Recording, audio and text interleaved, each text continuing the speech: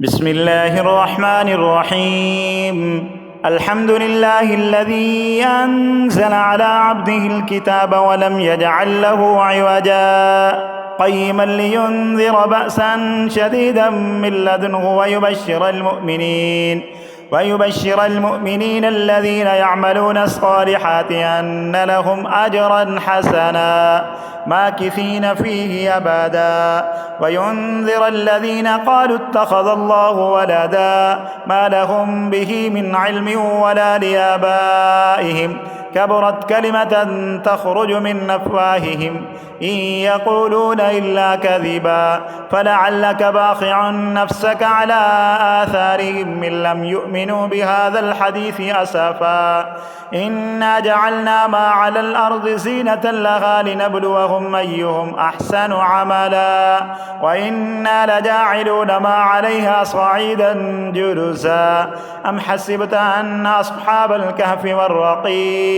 والرقيم كانوا من آياتنا عجبا إذ أوى الفتية إلى الكهف فقالوا ربنا آتنا من لدنك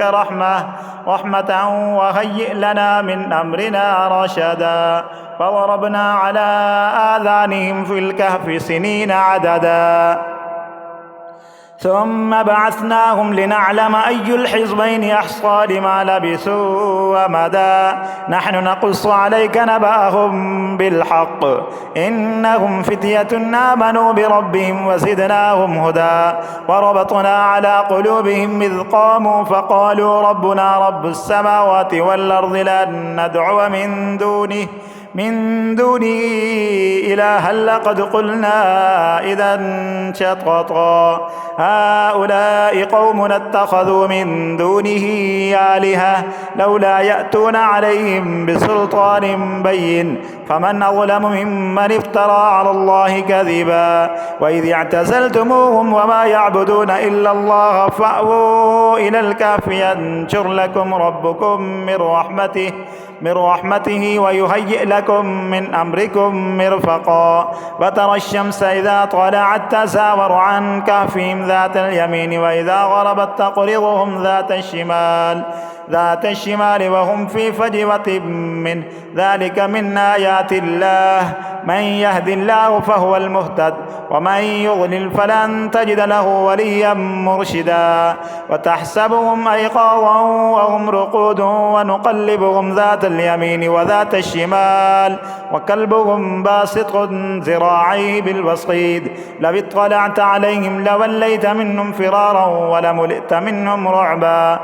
وكذلك بعثناهم ليتساءلوا بينهم قال قائل منهم كم لبثتم قالوا لبثنا يوما أو بعض يوم قالوا ربكم أعلم بما لبثتم فبعثوا أحدكم بورقكم هذه إلى المدينة فلينظر أيها أزكى طعاما فليأتكم برزق منه وليتلطف ولا يشعرن بكم أحدا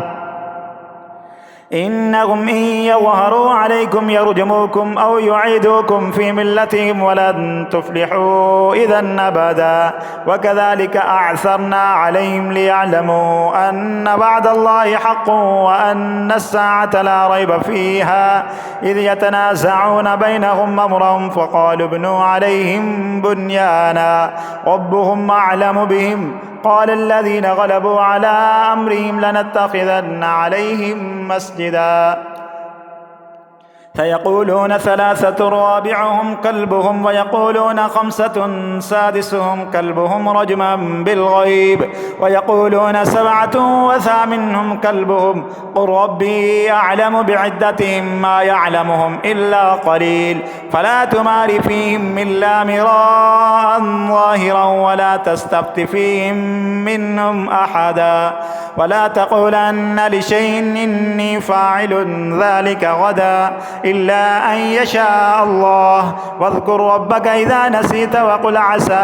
أن يهديني ربي لأقرب من هذا رشدا ولبثوا في كهفهم 300 سنين وازدادوا 9. قل الله أعلم بما لبثوا له غيب السماوات والأرض أبصر به وأسمع ما لهم من دونه من ولي ولا يشرك في حكمه أحدا. واتل ما أوحي إليك من كتاب ربك لا مبدل لكلماته ولن تجد من دونه ملتحدا. واصبر نفسك مع الذين يدعون ربهم بالغداة والعشي يريدون وجهه ولا تعد عيناك عنهم تريد زينة الحياة الدنيا ولا تطع من أغفلنا قلبه عن ذكرنا واتبع هواه وكان أمره فرطا. وقل الحق من ربكم فمن شاء فليؤمن ومن شاء فليكفر إنا أعتدنا للظالمين نارا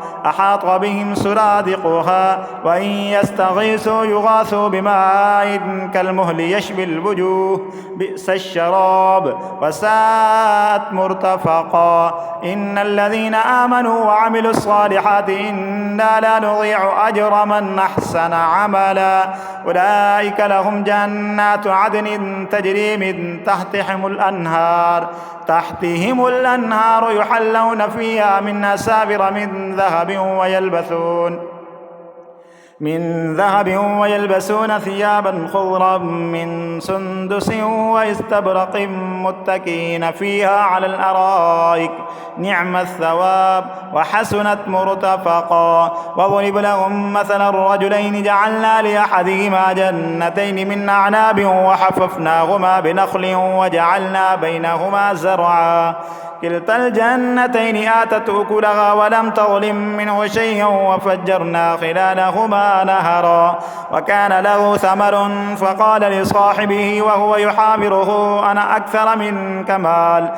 أكثر منك مالا وأعز نفرا. ودخل جنته وهو ظالم لنفسه قال ما أظن أن تبيد هذه أبدا وما أظن الساعة قائمة ولئن رددت إلى ربي لأجدن خيرا منها منقلبا. قال له صاحبه وهو يحاوره أكفرت بالذي خلقك من تراب ثم من نطفة ثم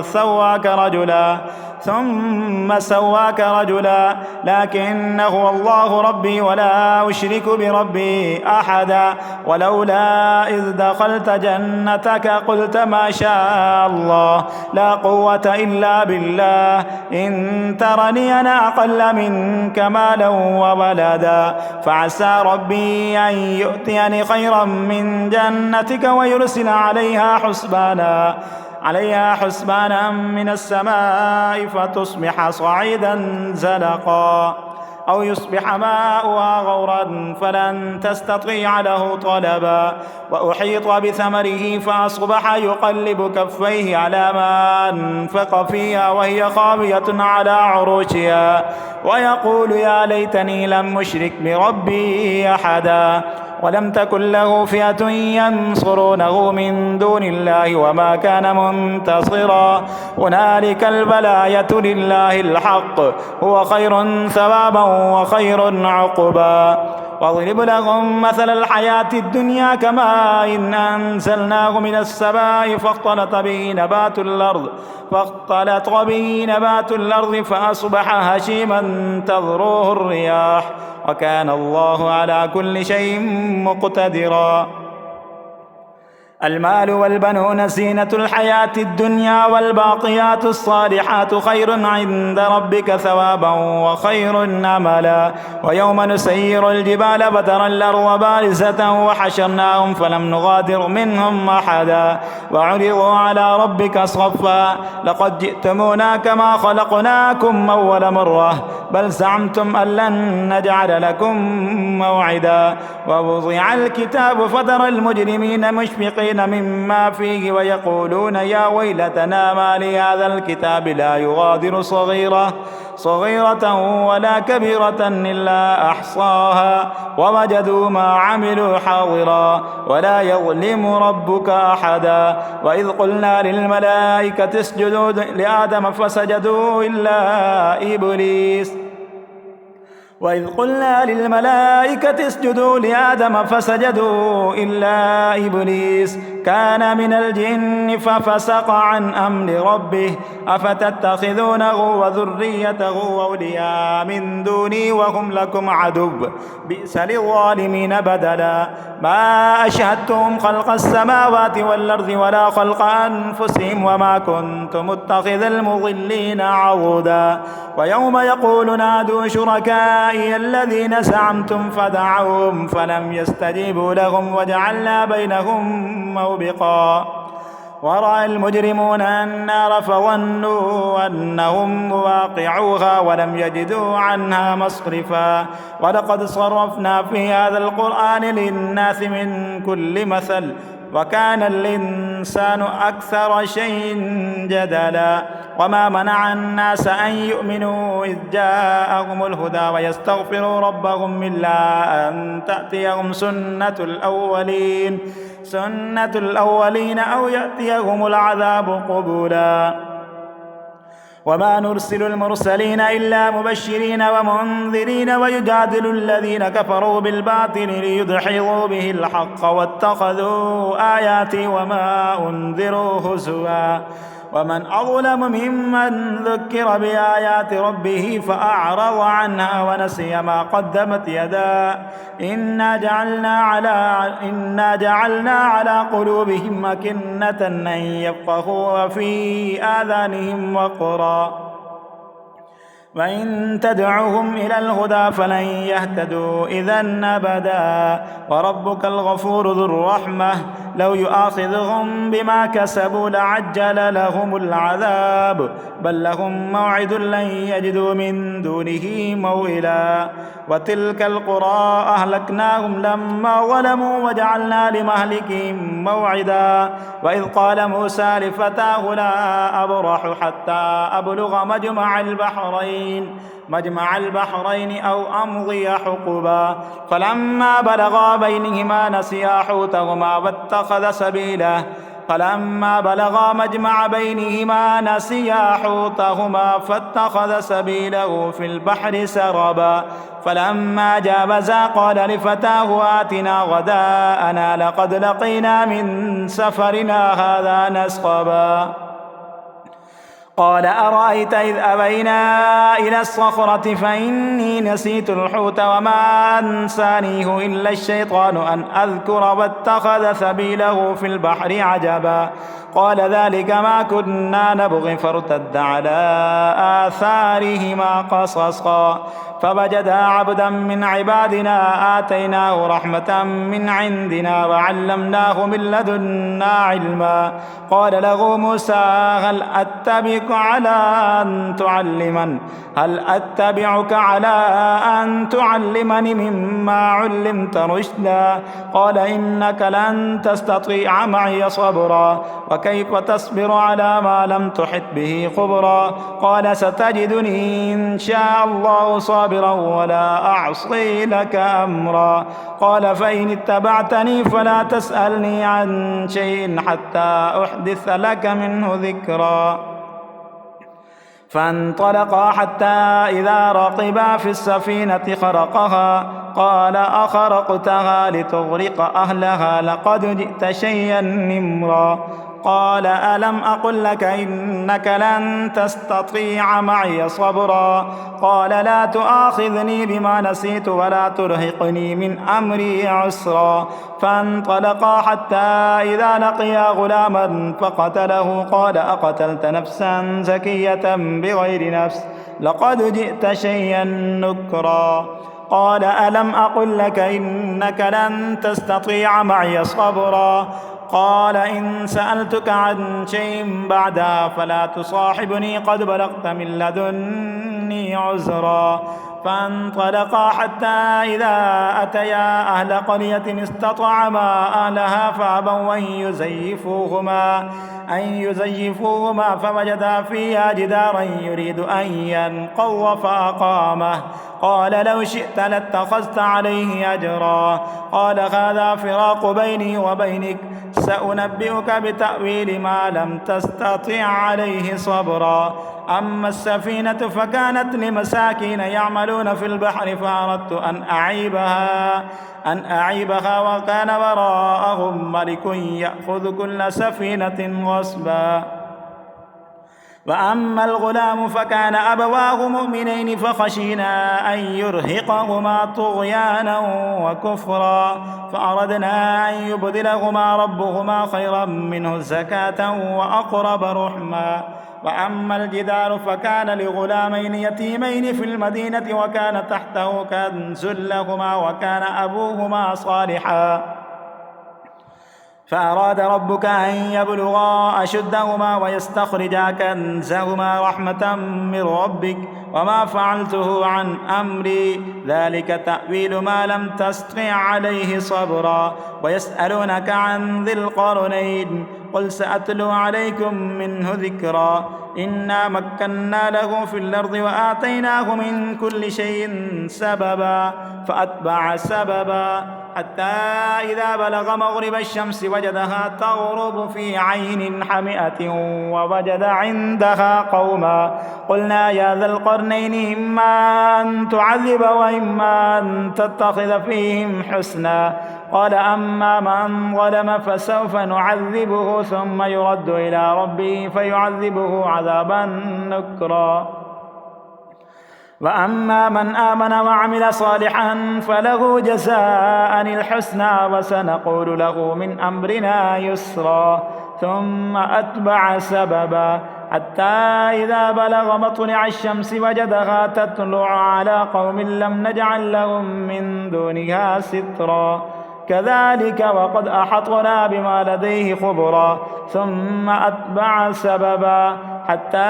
إذا بلغ بين السدين وجد من دونهما قوما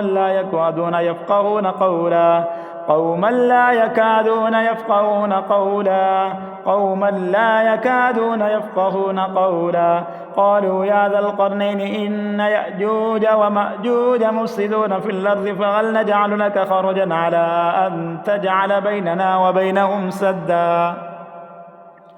قال ما مكنني فيه ربي خير فأعينوني بقوة أجعل بينكم وبينهم ردما آتوني زبر الحديد حتى